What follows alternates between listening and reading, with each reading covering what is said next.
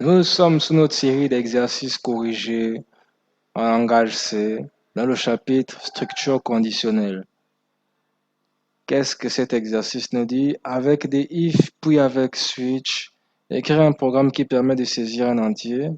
Le programme doit afficher selon la valeur saisie 0, nul, 1 ou 2, petit, pour 3, moyen, pour 4 ou 5, grand. Au-delà des 5, vous avez une... J'allais dire un truc bizarre. Donc, l'utilisateur va mettre des données dans notre programme qui retournera des résultats. Maintenant, on va aller sur CodeBlocks. Je vous conseille de voir la première vidéo de la playlist qui montre comment installer ce truc. Mode off. Bien, nous sommes là. Nous allons prendre notre première bibliothèque, la principale. Include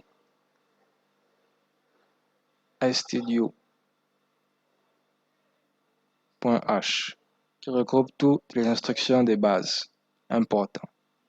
Ça, c'est la structure de tous les exercices que vous connaissez. De tout programme langage C de base. Nous allons déclarer la première variable.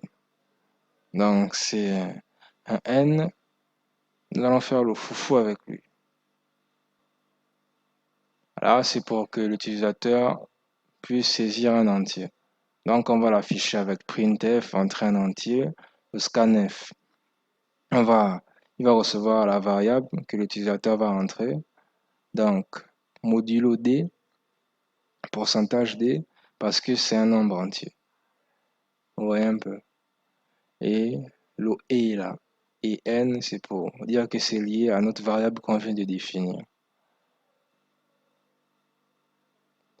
Voici, nous avons notre première condition, vérification des conditions avec un...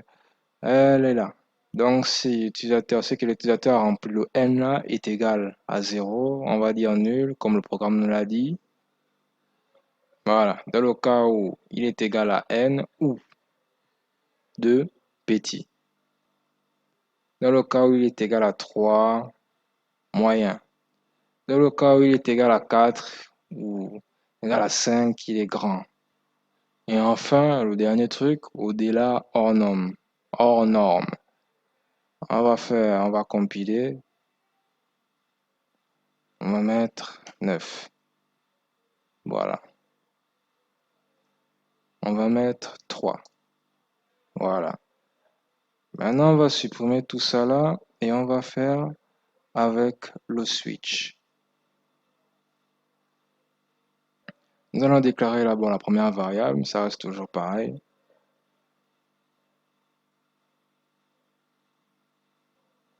Ça, c'est pour saisir entier.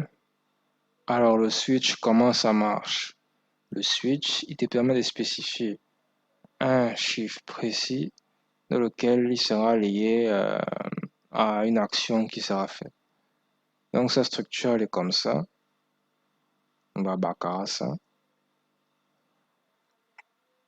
Donc, switch, on met en parenthèse n parce que c'est par rapport à cette variable-là. Case 0. Ça veut dire que si le n là est égal à 0, on va afficher nul. Et le break, c'est comme ça que marche la structure de switch. On va prendre les autres cas. Dans le cas où 1 ou 2, vous voyez bien, c'est la même chose. Printf petit. Dans le cas où c'est 3, on affiche moyen. Dans le cas où c'est 4 ou 5, remarquez bien grand. Et là, enfin, le dernier truc, il reçoit le default. Donc, si c'est pas un des cas qui est là, ce sera toujours hors norme. Donc, si c'est moins 1, ce sera hors norme. Si c'est plus, ce sera hors norme, plus que 5. Maintenant, on va 9, hors norme.